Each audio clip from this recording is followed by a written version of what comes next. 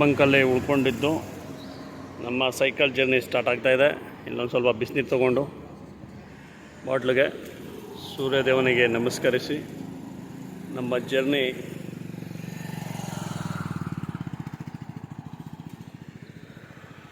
ಪ್ರಯಾಗ್ರಾಜ್ ಮಹಾಕುಂಭ ಮೇಳದ ಕಡೆಗೆ ಸಾಗುತ್ತಿದೆ. ಇಲ್ಲೆಲ್ಲ ಕರ್ನಾಟಕದಿಂದ ಸುಮಾರು ಕಾರು ಬೈಕ್ನಿಂದ ಬರ್ತಿದ್ದಾರೆ. ಬರೋರು ಬನ್ನಿ, ಯಾವುದೇ ಆತಂಕ ಬೇಡ. ಮಹಾಕುಂಭ ಮೇಳದಲ್ಲಿ, ಶತಮಾನದ ಮಹಾಕುಂಭ ಮೇಳದಲ್ಲಿ ಎಲ್ಲ ಆಗಮಿಸಿ ಪುಣ್ಯಸ್ನಾನ ಮಾಡಿ ದೇವರಲ್ಲಿ ಪ್ರಾರ್ಥನೆ ಮಾಡಿ ಮತ್ತು ಬರುವಂತಹ ಭಕ್ತಾದಿಗಳು ಸ್ವಚ್ಛತೆಯನ್ನು ಕಾಪಾಡಿ. ಬೆಳಗಿನ ತಿಂಡಿಯನ್ನು ಮುಗಿಸಿ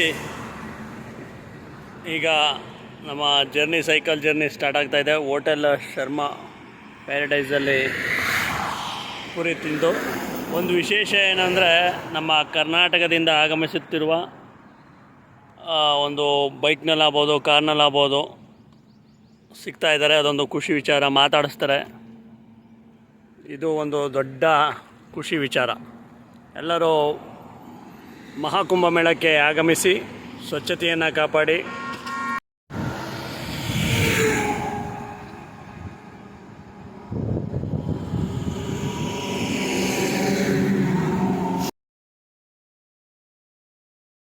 ಅರಣ್ಯ ಪ್ರದೇಶ,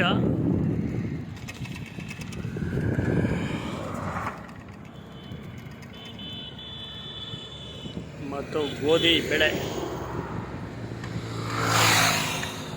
ಅಲ್ಲಿ ಗುಡ್ಡಗಾಡು ಪ್ರದೇಶದಲ್ಲಿ ನಮ್ಮ ಸೈಕಲ್ ರೈಡ್.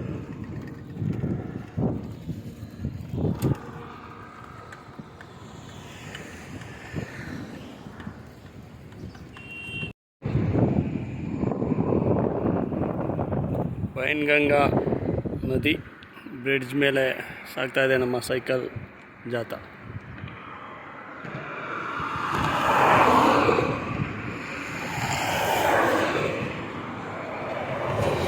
ಮಹಾಕುಂಭ ಮೇಳದ ಪ್ರಯಾಗ್ರಾಜ್ ನೋಡ್ತಾ ಇರ್ಬೋದು ನೀವು. ಹೈವೇ ಕಿಲೋಮೀಟ್ರು ಹಾಕಿದ್ದಾರೆ.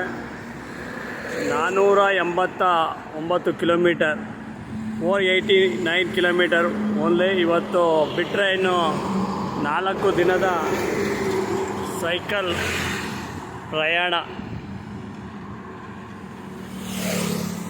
ಎಲ್ಲರೂ ಪ್ರಯಾಗ್ರಾಜ್ ಮಹಾಕುಂಭ ಮೇಳ 2025ಕ್ಕೆ ಆಗಮಿಸಿ ಯಾವುದೇ ಅಂತೆ ಕಂತೆ ಏನೇ ಇದ್ದರೂ ಬಿಟ್ಟು ಈ ಮಹಾಕುಂಭ ಮೇಳ, ಶತಮಾನದ ಮಹಾಕುಂಭ ಮೇಳದಲ್ಲಿ ಭಾಗವಹಿಸಿ ಪ್ರಕೃತಿಯ ಉಳುವಿನೊಂದಿಗೆ ಸ್ವಚ್ಛತೆಯನ್ನು ಕಾಪಾಡಿ. ಬರುವ ದಾರಿಯ ಉದ್ದಕ್ಕೂ ನೀವು ಬಳಸುವಂತಹ ವಸ್ತುಗಳನ್ನು ಕಡ್ಡಾಯವಾಗಿ ಡಸ್ಟ್ಬಿನ್ಗೆ ಹಾಕಿ ಮತ್ತು ಸ್ವಚ್ಛತೆಯನ್ನು ಕಾಪಾಡಿ. ಆದಷ್ಟು ಪರಿಸರ ಸ್ನೇಹಿ ವಸ್ತುಗಳ ಬಳಸುವ ಮೂಲಕ ಈ ಯಾತ್ರೆಯನ್ನು ಯಶಸ್ವಿಗೊಳಿಸಿ ಎಂದು ಕೇಳಿಕೊಳ್ತೇನೆ.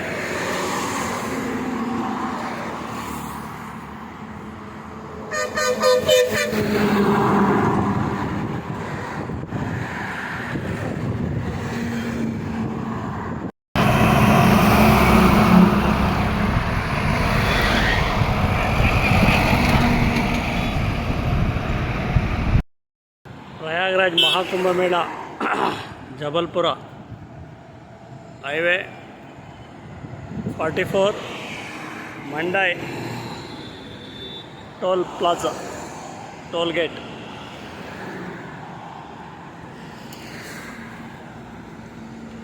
ನೋಡಿ, ಈ ರೀತಿ ನಮ್ಮ ಕರ್ನಾಟಕದ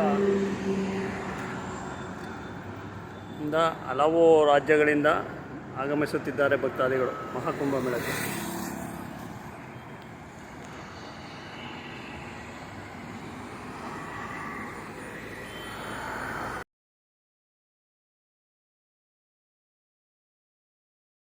ಈ ದಿನ ರಾತ್ರಿ ಪಂಜಾಬಿ ಹೋಟೆಲ್ ರೆಸ್ಟೋರೆಂಟಲ್ಲಿ ರೈಸು, ದಾಲು ಮತ್ತು 3 ರೋಟಿ ಇಬ್ಬರಿಂದ ತಗೊಂಡು 260 ರೂಪಾಯಿ ಬಿಲ್ಲು.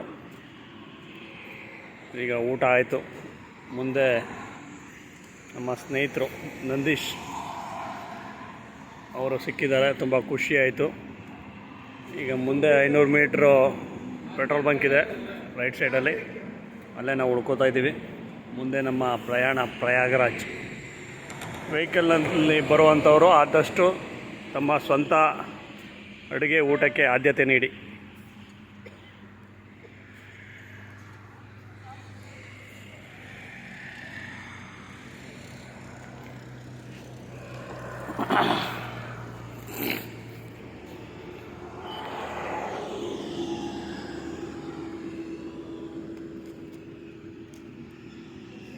ನಮ್ಮ ಸ್ನೇಹಿತರು ನಂದೀಶ್ ಅವರ ಜೊತೆ ನಾಳೆಯಿಂದ ಡಬಲ್ ರೈಡಿಂಗ್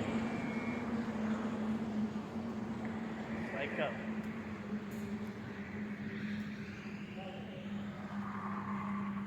ಎಲ್ರಿಗೂ ಶುಭರಾತ್ರಿ, ಗುಡ್ ನೈಟ್.